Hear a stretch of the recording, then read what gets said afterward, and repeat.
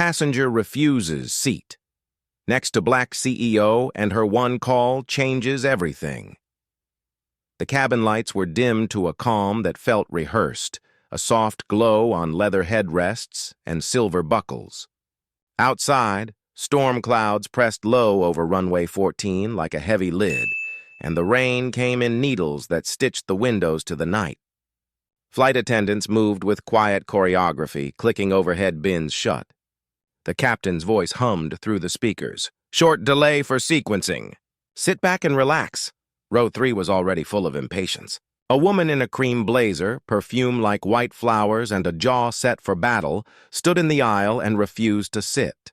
"I won't take this seat," she said. Her voice wasn't loud, but it carried. "I won't sit next to her." Heads turned, then jerked away as if eye contact could become responsibility. "Ma'am," the lead flight attendant soothed, palms low, "you're in 3B. The woman's eyes flicked left toward 3A, toward the black woman already buckled in. Hands folded on a slim laptop, posture straight, expression still. "I paid for comfort," the woman said. "Not to be uncomfortable." No one said the word she meant. The cabin seemed to inhale and hold. The woman in 3A didn't move. She looked the way some people look before a verdict, calm on the surface and beneath it, a calculation of cost. Her name was Eliana Reed. The cream blazer woman added, as if offering reason. "She's crowded." It was absurd. 3A's armrest was clean, the bag under the seat ahead pushed back with perfect compliance. "We can reseat you," the attendant tried. "We have a middle in row 7. I don't sit middle," she snapped. "Put her somewhere else." The thunder outside seemed to wait for the answer. Eliana glanced up, met the attendant's eyes, then the woman's. She gave a small, contained smile, not a plea, not a dare, just the kind people give when they have learned it often costs less to take the harm and keep moving. The attendant began the familiar drift toward the path of least resistance. "Ma'am," she said to Eliana, "would you mind?" Eliana's phone buzzed on the tray table with a gentle vibration. One message, one line. "Board just voted 6-1. We launch at 08:00. She looked out at the rain and made a decision that would make the airport remember this night. "I won't move," she said, voice low and steady. The woman in cream laughed, surprised that the script wasn't being followed. "So we're doing this?" she said, to the attendant, to the row, to the world that had always arranged itself when she pressed. "Security," she added like a spell. The attendant hesitated, then thumbed her interphone. A man 2 rows back exhaled, annoyed at the widening delay. A college kid in a hoodie slid his phone up to record, then down again, shame making his wrist weak. The rain picked up, stitching faster. Eliana closed her laptop softly, as if to protect the machine from the moment. The woman in cream said, "I'm a premium customer." Each syllable turned into a credential. "I don't have to sit next to—" Her voice thinned there, but the word hung like a sign anyway. The interphone crackled. The attendant said, "We'll get a supervisor." Eliana Reed looked at her hands and then at the aisle, and the aisle looked back like a narrow stage. She reached for her phone, one call. One number you didn't dial unless you meant to stand all the way up. She pressed it. The phone rang once, twice. "Eliana?" A voice answered. Measured, familiar, not surprised. "Operations," she said quietly. "Connect me to on-call network control. This is Reed. On some flights, some nights, hierarchy is a rumor. On this one, it was about to become real." Eliana had learned to fold herself small in rooms that measured worth by volume and echoes. She grew up in a house that held 3 generations and one rule: leave a place better than you found it. Her grandmother cleaned offices where men forgot her name but not their coffee stains. Her mother taught math with the steadiness of a metronome. Eliana counted coins, then degrees, then risks, scholarship to a state school. A job as a junior analyst nobody expected to stay. Nights at a folding table writing strategy decks while her friends posted photos of weekends she couldn't afford to miss and couldn't afford to join. She learned the difference between being invited and being included. She learned that impressive was what people called her when they wanted to say unexpected. She learned that excellence is often misread as aggression when it comes in black. She moved faster than the lie. She rose, not in a straight line, but like a plane that knows how to sidestep weather. Lateral, climb, hold, climb again. She joined Osprey Air as a risk consultant during a year when weather wrote its own rules. She read incident reports like novels and budgets like maps. She asked questions until a CFO said, "You're annoying," and then grudgingly, "You're right." In meetings, she watched men with legacy last names shoot down women with new ideas and called it stewardship. She learned how to make a spreadsheet lean forward and testify. She learned how to pause long enough that silence did half the work. At 38, she became CEO, the youngest in the company's history, the first black woman to run a major carrier, and the person employees either adored or feared depending on how comfortable they were with accountability. She wore sneakers in server rooms and quiet suits to Wall Street. She had a rule: if your policy makes you kind to power and cruel to need, rewrite the policy. She carried in her pocket a laminated card with 3 lines for leaders. Protect safety. Protect dignity. Tell the truth first. The board hired her for survival and discovered they had accidentally hired a conscience. She cut bonuses that looked like bribes, raised ramp wages, tied executive comp to on-time arrivals and civil rights complaints, put data on walls where people could see it, and said, "we," more than I. She knew her face made some passengers look twice and some employees stand taller. She knew her face also made some strangers decide where she could sit. At home, Eliana's husband Daniel was a composer who built scores that made movies breathe. He listened to her stress and wrote it into strings. He called her out when she turned their kitchen into a compliance lab. He kissed her forehead when she came home from 12-hour days carrying 12 pounds of other people's certainty. They didn't have children yet, not because they couldn't, but because their life felt like takeoff. Too much angle, not enough level flight. They promised they would know when to level. Eliana's world was a stack of policies and people, a runway of choices where discretion could save a day or sink a soul. From the first time an executive called her articulate, like it was a discovery, she started keeping a little ledger of harms and repairs. She preferred repairs, but she wouldn't let harm hide behind politeness. She'd been denied her booked seat before, just for a moment, just to accommodate, just because. She had taken the middle once to make a meeting. She had smiled for peace once to land a contract. She had promised herself, not tonight, not again. The woman in cream had the look of someone who had never been told no by a room that mattered. She wore wealth without checking if it fit the space. She had learned somewhere that comfort is a right and proximity to blackness is a variable. Her name, Elise Marston, carried clout in boardrooms at firms that bought and sold seasons of people's lives. She didn't see Eliana as a person with a plane to catch and a product to launch at Oidaweo. She saw an obstacle to an evening of unruffled ease. The crew were good people trying to keep a plane on time. But this is the danger. Good people, bad drift. When a premium passenger says, "move her," and the other passenger is a black woman who doesn't look like the brochure, drift turns into decision. This is how culture quietly writes itself. Eliana understood all of it. She also understood that power ignored is power wasted. She did not want spectacle. She wanted the right thing to happen because it was right, not because she was CEO, but the room had chosen a test. She would not take it quietly. The supervisor arrived at the forward galley, posture careful, eyes scanning for the fastest compromise that would not become a complaint. "I'm Dana," she said. "Let's de-escalate." She turned to Eliana first. Of course she did. The pressure always flows to the person the room decides will bend. "Ms. Reed," Eliana supplied. "Ms. Reed, could we reseat you to 4C? Extra leg room?" "No," Eliana said simply. Dana switched to Elise. "Ma'am, we can offer 7A with a complimentary drink and an empty middle." "I said no," Elise answered, half smile tight. "I paid for row 3. I'm not sitting there." She jabbed a lacquered finger toward Eliana without touching the air near her. "She can move." The interphone chirped again. The captain wanted to push. Dana looked at her watch. Eliana's phone stayed lit in her palm, network control on hold, a soft beep in her ear. She had said one sentence to operations. "This is Reed. Keep the line." They knew what that meant. In the aisle, a businessman cleared his throat as if rehearsal had given him a line. "We're all delayed," he murmured, aiming for reasonable. "Someone just move." A mother bounced a baby and stared at the seat back, gut-tied to every minute. The plane was ajar with too many needs and not enough air. Elise leaned into the gap between decency and demand. "Look," she told Dana, teacher to student. "People like her are always so confrontational when all we want is comfort."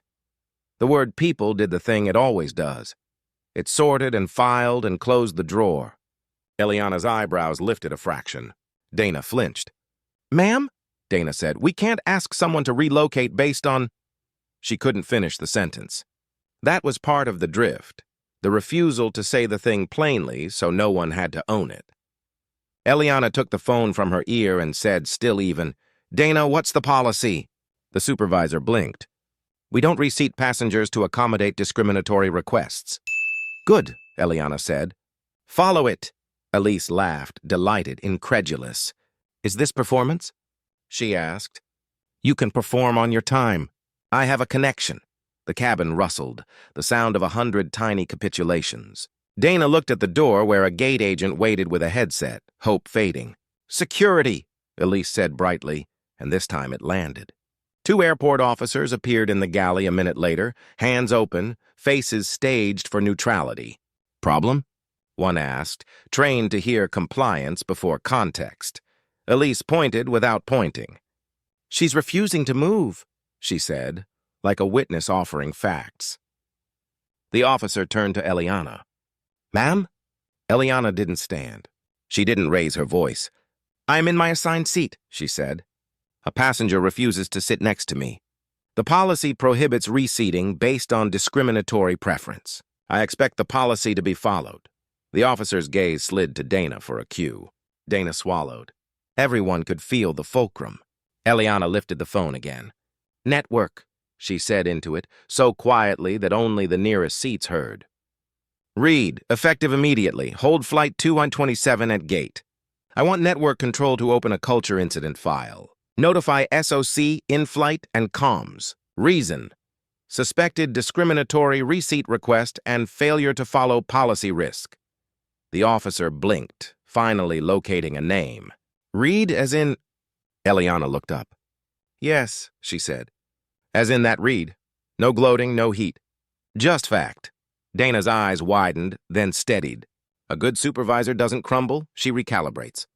"Understood," Dana said. She squared her shoulders and faced Elise. "Ma'am, you may take 7A or deplane." The word hung in the air, heavy as a gavel. "You can't be serious," Elise said, smiling like a person who expects walls to move when she arrives. "I'll have your job." Eliana's phone vibrated.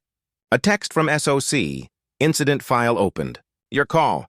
She considered pathways. She could sit quietly now, let policy catch up, let the plane leave after a teachable delay, or she could do the harder, cleaner thing that would write itself into training manuals for years. She chose the thing with weight. "Network," she said into the line, calm as a checklist. "This is Reed. Cancel flight 227. The word wasn't shouted. It landed with the crisp finality of a lever pulled. "Re-protect every passenger," she continued. "Meal vouchers, hotel where required, priority rebooking. Push an internal alert. Culture breach at gate cabin. Training refresh required within 48 hours. I'll brief comms for external. Copy legal." Dana inhaled. The officer stepped back, confused by the shape of the world. Elise sputtered. "You canceled my flight?" "I canceled my flight," Eliana said evenly, "because this cabin failed the simplest test. A seat for a person who paid for it without debate about her right to breathe next to you." The cabin fell so quiet that the rain on the fuselage sounded like typing. Somewhere near row 10, someone began to clap and stopped, embarrassed by the line between support and spectacle. Eliana turned to the officers. "Thank you," she said. "No removal is necessary." "The flight is canceled." The captain arrived at the galley, jaw tight, not at her but at the world that makes safety run last behind bias. He met Eliana's eyes. He understood who she was now, and also who she had been before the room learned it. Just a black woman in a seat that the wrong person thought she didn't deserve. He nodded once, professional and human together. "We'll work the reprotect," he said. "Thank you, Captain," she answered. Elise stood frozen in an aisle suddenly too narrow for entitlement. "You can't do this," she said, but the plane was already doing it. Status monitors flipping from departing to canceled. Gate. The jet bridge reattached with a soft lurch. The door opened to a corridor of murmurs.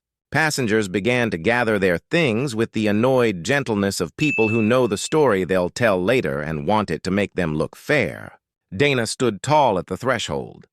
"Ladies and gentlemen," she said into the PA, "this flight has been canceled due to a policy incident requiring immediate review.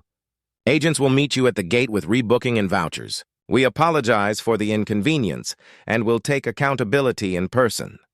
It wasn't the usual weather lie or crew time murmur. It was the sentence you say when you intend to change. Elise turned in a tight circle, finding someone to restore the world. "You!" she snapped at the captain. "You can't let her." "She's my CEO," he said. "Not a shield, a mirror." "And she's right." The officers stepped aside. There was nothing to police that night except a teachable moment, and they didn't have jurisdiction over that. In the aisle, a teenage girl with box braids looked at Eliana the way people look at lighthouses. A man in a suit looked at the carpet.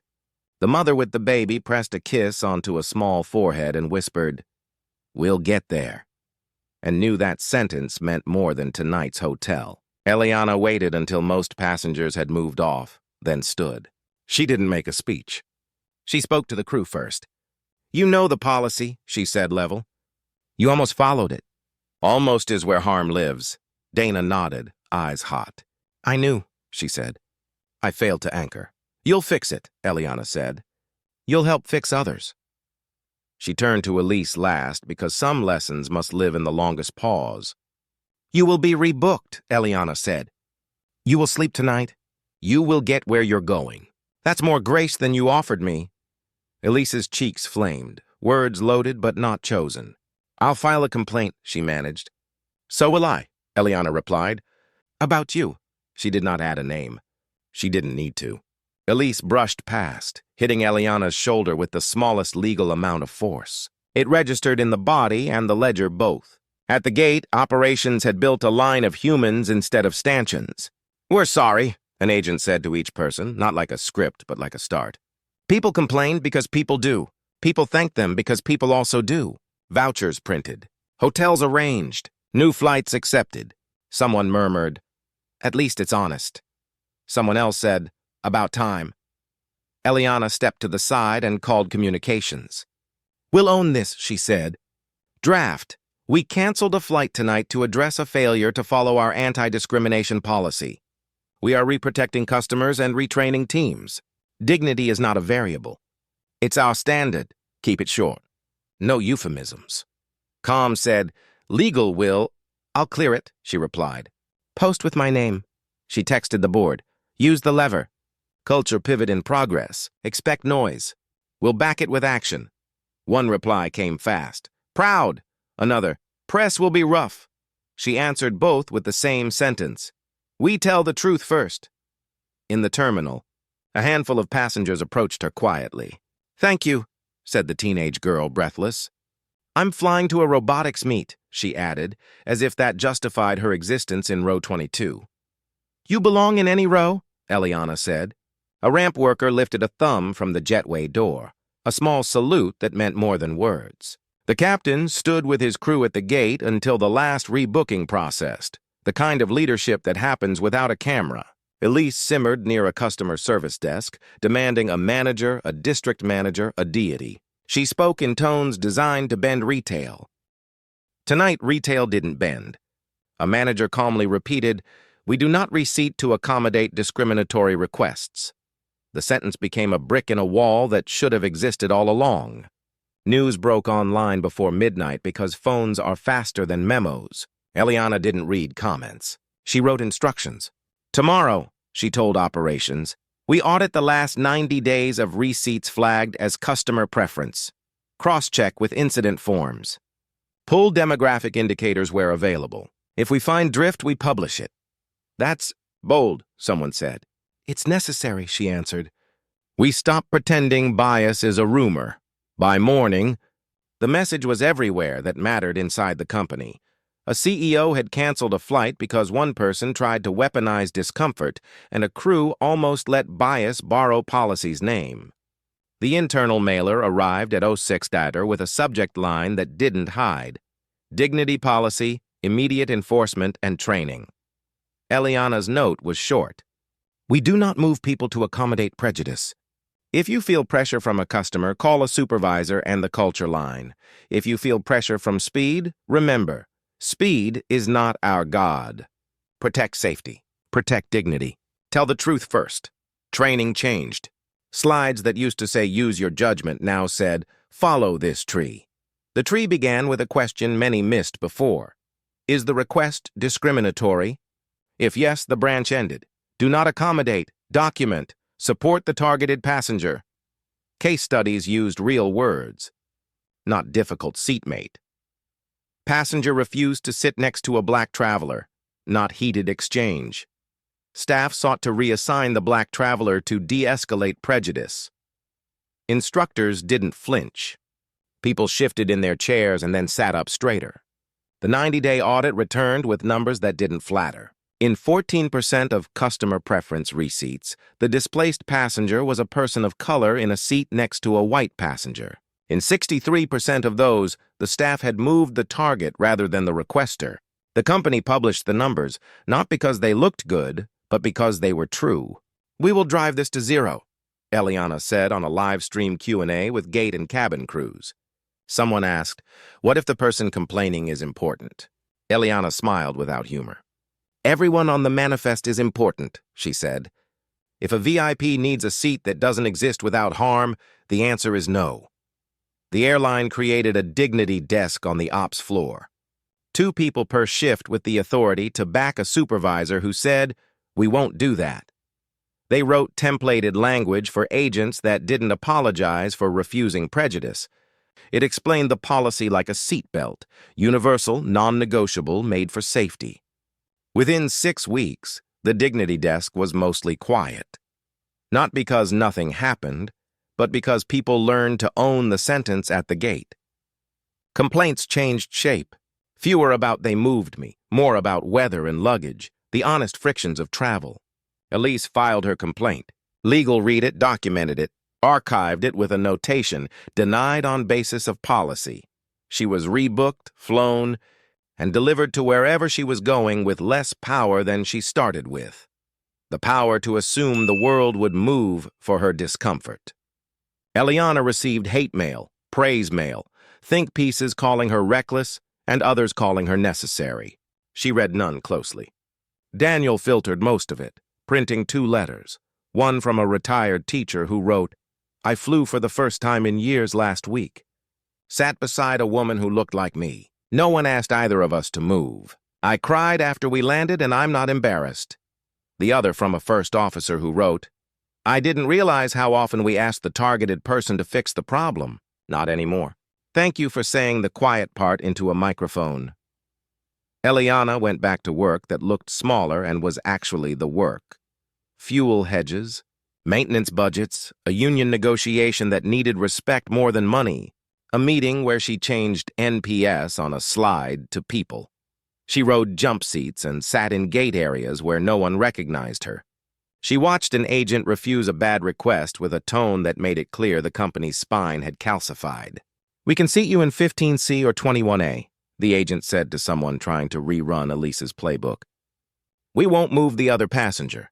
Policy protects them. I can help you be comfortable within the rules. The customer, faced with a wall that didn't apologize for existing, chose 21A. On a later night, Eliana boarded a flight and found herself in another row 3. A man glanced at her, then at his phone, then back. She felt the old scan pass over her like a metal detector tuned to stereotype. He smiled, small and real. Evening, he said. Evening, she answered. He didn't move. Neither did she. They flew without incident, which is a mundane miracle. Eliana texted Daniel from the taxi after. Uneventful flight. Best 2 words, he replied with a heart and a bar of music. At home, she took the laminated card from her pocket and set it by the door with her keys. Protect safety. Protect dignity. Tell the truth first. She had added a fourth line in pen, stop the drift. She looked at it, then turned off the light. If you'd been in row 3, what would you have done? When comfort asks you to move someone else's dignity, whose side are you on? Share this if the policy makes sense to you, and the next time bias tries to borrow the rules, say the sentence out loud. We don't do that here.